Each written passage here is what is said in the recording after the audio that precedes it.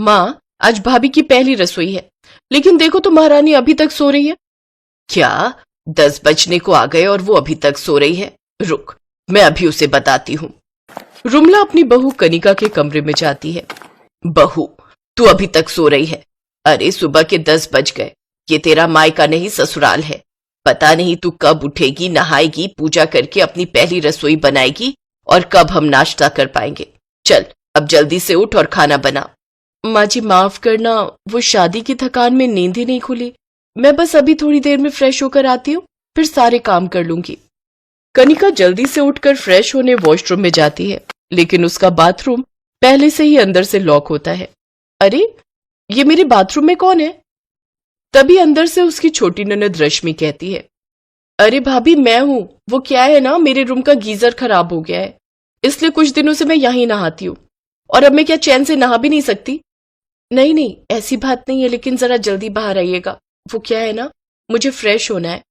लेकिन रश्मि नहाने में पूरा 1 घंटा लगाती है, जिस कारण कनिका को बाकी सब काम करने में देर हो जाती है। जिसके बाद नई नवेली बहू को उसकी सास पहले ही दिन खूब खरी खोटी सुनाती है। वाह वाह, ये है आजकल की पूजनीय बहुएं। एक मेरी बेटियां हैं जो सुबह 5 बजे तो ना सही, लेकिन 8 बजे उठकर घर का सारा काम कर लेती हैं। लेकिन आज बहू के भरोसे रहे तो ये हाल है कि अभी तक नाश्ता तक नहीं मिला। उठना तुम्हारा 11 बजे, नहाना 12, तो नाश्ता तो लगता है लंच के साथ ही मिलेगा। नहीं नहीं माँ जी, मैं बस अभी नाश्ता बना देती हूँ। नई बहू पहली रसोई में अकेले ही सबके लिए हलवा, पूड़ी और आलू की सब्जी बनाती है। खाना खाने के बाद कनिका सबके बर्तन धोती है, फिर घर के बाकी काम निपटाती है। ऐसे ही शाम को, भाभी, ओ भाभी। क्या हुआ दीदी? वो मेरे लिए 1 कप चाय बना दो, और मेरे लिए कॉफी, और हाँ, वो जाते जाते टीवी का रिमोट भी पास कर देना। एक टीवी का रिमोट तक भी नहीं उठा सकती है तो। अगले दिन मोहल्ले की औरतें कनिका की मुंह दिखाई के लिए आती हैं। बहू तो बहुत सुंदर लाई है रुमला, बिल्कुल कोहिनूर का हीरा। फिर सभी मोहल्ले की औरतें कनिका को शगुन, गिफ्ट और आशीर्वाद देकर वहां से चली जाती हैं। कनिका वो सभी पैसे और गिफ्ट्स अपने कमरे में ले जाती है। कुछ देर बाद रश्मि वहां आती है। अरे वाह, बहुत सारे पैसे और गिफ्ट्स मिले हैं आपको भाभी। हाँ दीदी, लेकिन सोच रही हूँ थोड़े पैसे और डालकर माँ जी को दे दूंगी और उन्हें कहूंगी कि मेरे लिए कोई ज्वेलरी बनवा दें इससे। वो भी ठीक है। रश्मि मुंह बनाकर वहां से चली जाती है और जाकर अपनी माँ को अपनी भाभी के खिलाफ भड़का देती है। पता है माँ, भाभी शगुन में मिले पैसों से हवा लेते हुए कह रही थी, मैं ये पैसे अपनी सास को बिल्कुल भी नहीं दूंगी, बल्कि उससे अपनी माँ के लिए ज्वेलरी बनवाएगी। तभी वहां कनिका सारे पैसे लेकर आ जाती है और अपनी सास को उन पैसों से अपने लिए कोई ज्वेलरी बनाने को कहती है। ऐसे ही कुछ दिन बीत जाते हैं। एक रोज कनिका से उसका पति नीरव कहता है, कनिका जल्दी से रेडी हो जाओ, हम दोनों आज मूवी देखने चलेंगे। कनिका जल्दी से घर के सारे काम निपटाकर एक 1 पीस ड्रेस पहनकर तैयार हो जाती है और नीरव के साथ मूवी देखने चली जाती है। पीछे से अंजलि और रश्मि दोनों अपनी माँ को भड़काने के काम में लग जाती हैं। देखा माँ तुमने उस महारानी को, कैसे छोटे कपड़े पहनकर गई है भाई के साथ। आजकल की बहुओं को तो शर्म लाज है ही नहीं।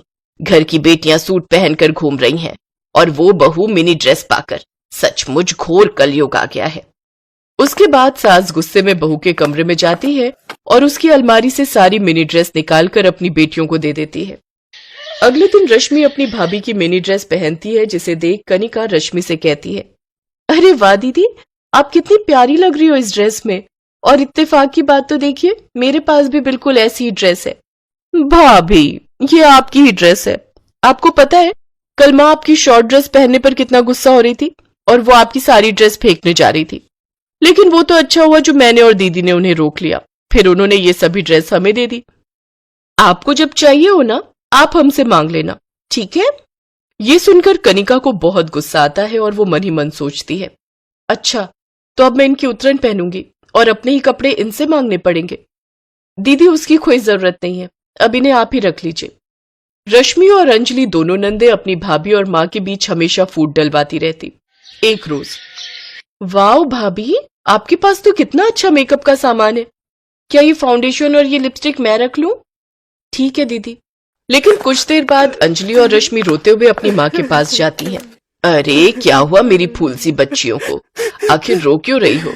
माँ, हमने भाभी से लिपस्टिक क्या मांग ली? उन्होंने तो साफ साफ कह दिया कि वो लिपस्टिक हम ही रख ले, वो अपने लिए नई ले आएंगी।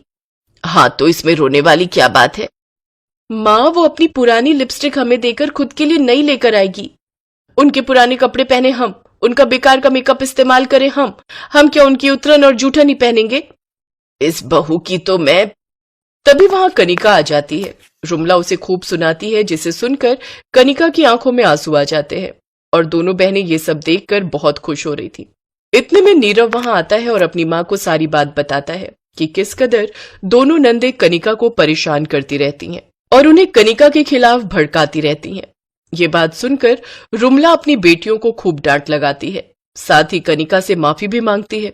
अब उन दोनों को भी अपनी गलती का एहसास हो जाता है और वो दोनों भी कनिका से माफी मांगती हैं। अब वो सब सभी शिकवे भुलाकर एक साथ खुशी खुशी रहती हैं।